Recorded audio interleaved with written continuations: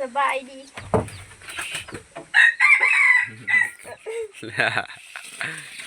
เออ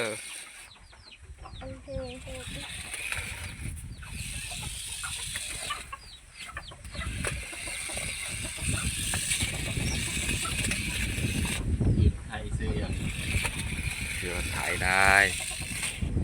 นี่นอกที่เป็นรถแองเนาะรถ DIY ของพี่ไทย รักประดิษฐ์ สร้างประดิษฐ์บ้านๆเนาะนี่ยิงล้อเฮ็ดยังยิงล้อตัวนี้เฮ็ดหมอกมันบ่เฮ็ดเฮือนเฮ็ด เฮ็ดคนนึงว่าจะมันที อ๋อเฮ็ดยาวๆรถ บอกว่านะยาวสันนิษฐาน อ๋อเอามาอ้ายจะไปเฮ็ดต่อนี่ โอ้ชื่อนี้ เฮ็ดจากรุ่นน้ำก็ได้บ่ได้อันนี้ ได้ โอ้ มันบ่มีท่อน้ ท่อหยังท่อดูดน้ำนี่บ่ ำมันบ่มีท่อแป๊บอันนั้น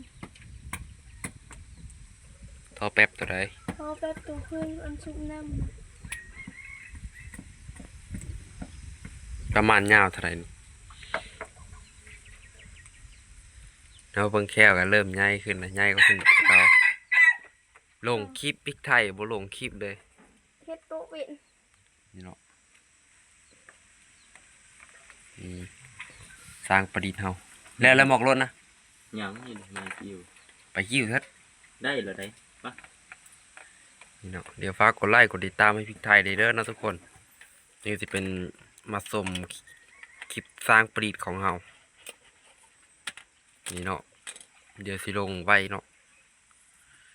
นี่เป็นไดมอเตอร์น้อยโซนห้างหมอกลังอย่างบ่แล้วเนาะเสร็จยาวประมาณนี้โมแบตมันก็เอาโคมพอเนาะพอสิไปก้านยามใดก็โคมเบิด มันลิ้น แล้วพ่อกันคลิปไหม